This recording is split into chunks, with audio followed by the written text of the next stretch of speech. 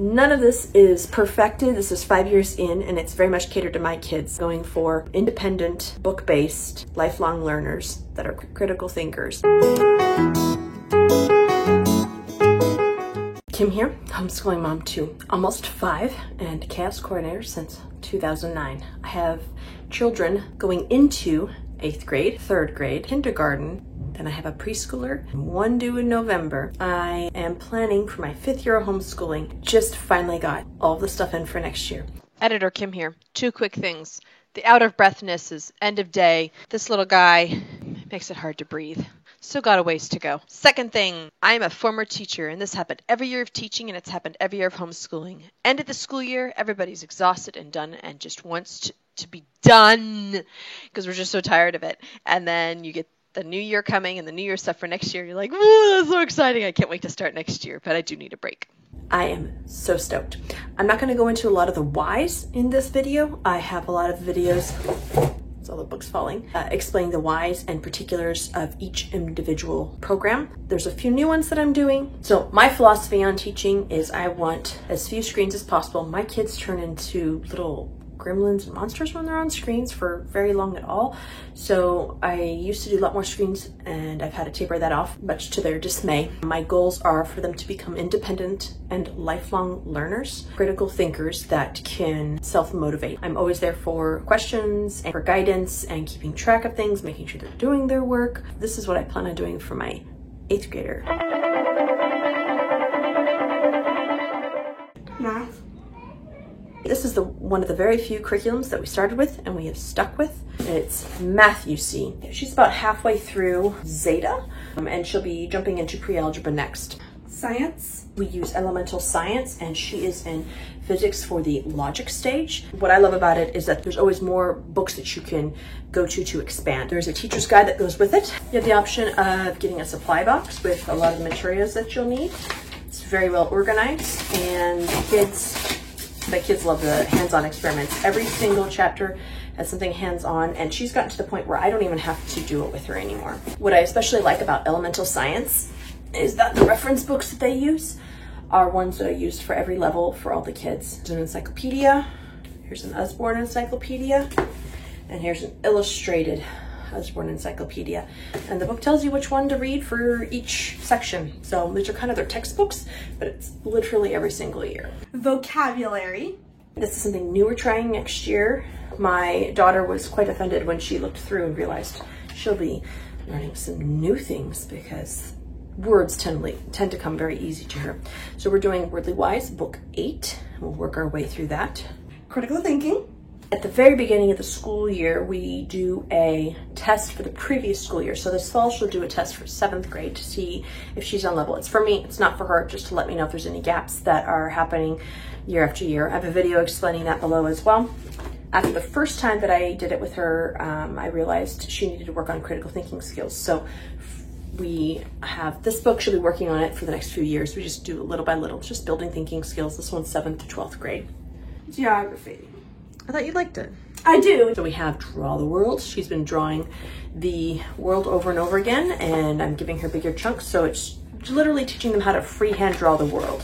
This is a whole series. They also have Draw the USA, Europe, Asia 1, Asia 2, Africa, Canada and Greenland, Mexico and Central and South America, and Oceania. And whatever they're studying in history, so if they're studying world history, I'll have them draw the world. If they're studying American history, they do the US. 1 year it was Eastern Hemisphere, and so they did Asia 1 and Asia 2. Really fun series. I really love it. All the kids use it. Art appreciation. We do the picture study portfolios. They're a Simply Charlotte Mason item. I have a video down below talking about them. They're awesome. Finally, this is what Sunlight has provided me, and I love it. History, language arts, literature. Sunlight has a fabulous language arts program. History and literature are combined, and it also goes along with their language arts. What I love is that they read about a book a week. Kids always have a list of school reading, and that is required to be finished before they can do any other fun reading. It has forced them to expand their horizons and find authors that they previously wouldn't have touched. She's in World History, year 2 of 2 in Sunlight. These are the books she'll be reading through this year. Story of the World. She listens to them. Early Modern Times and the Modern Age. She started those this year in level G. and she loves them. She will doodle, or she'll do some art, or she'll have some coloring pages she works on while she listens. Every single year there's a poetry book. So my kids love poetry. I cannot understand it to save my life. Classic poetry is hers for next year. She's already leafing through it. I'm curious as to how many of these books you've heard of or read yourself. I had only heard of one and read one of the following books that my daughter will be reading. Murder for Her Majesty, The Ghost in Something Inn, Arrow Over the Door, The Sherwood Ring. I thought I had ordered it and I didn't, but right here, it's one we'll be purchasing later. Mary Jones and Her Bible, Only the Names Remain, The Great Trouble, The Singing Tree. The only book that I've actually read for this year is Number the Stars, Year of Impossible Goodbyes, The Breadwinner, The King's Fifth, Escape Across the Wide Sea, The Raven Master's Secret, In Search of Honor, Betsy and the Emperor, Nori Ryan's Song, The Homeless Bird, Angel on the Square, Snow Treasure, The Endless Steep, Choo-Choo's House, New Kid, and this one's a graphic novel, so all my kids already ate this one up. It's a jungle out there. Those are for history and literature. Art lessons. Don't let that face fool you. She is an artsy-fartsy girl that loves to doodle and draw, but she wants to do Art Hub on YouTube. And that teaches how to doodle and draw, but it doesn't teach you how to shade and do perspective and things like that. So she'll come around. She always likes the end result. She just doesn't like how long it takes. We subscribe to Creating a Masterpiece, and she does 1 or 2 lessons a week. Piano lessons. She does Hoffman Academy online. Bible and church history. Catholic, and so she does have some Bible history that she'll work through. But this year we're working on the story of the church from Pentecost to modern times. She'll be listening to these on CD, and there's a couple activity books. She'll be going through our Catholic faith. I've never used it before, so I'll let you know if I like it. She also meditates on scripture and journals a little bit in the life of Christ, Lectio Divina. I'll be working these in. These are graphic novels of the Acts of the Apostles and Luke. I think they're still producing some. This is all they had so far. And she'll be reading about St. Maximilian Kolbe, St. John Bosco. Other essentials. And then my 2 favorite tools that I use. This year we invested in some really nice CD players. And boy, it's interesting the looks and things I've gotten from people.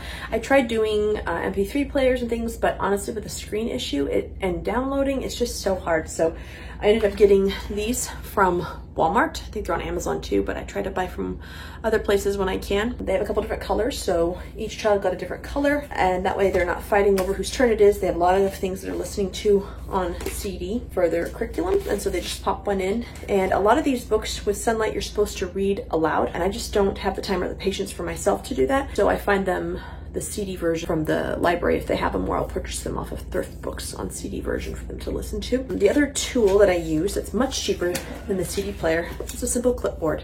This is where I put their checklists. This is the format that I use. I have the date, their name.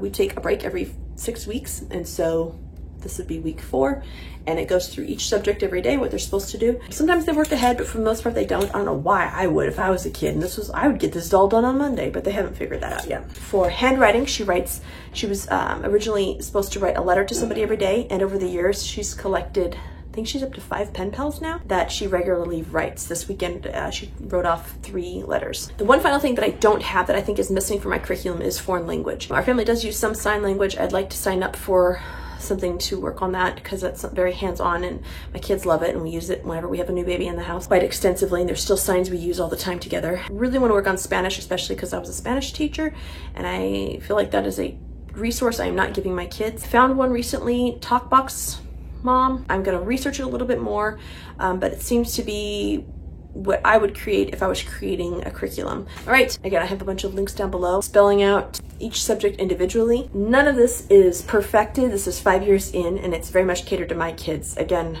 I'm going for independent, book-based, lifelong learners that are critical thinkers. And so far, so good. If you think I'm missing anything, comment down below. If you have any more questions about anything, feel free to ask. I'm an open book about these types of things. Curriculum and homeschooling is my passion, and it gets me energized, and I love talking about it. Remember, it is okay to make mistakes. The important part is to learn from them. God bless.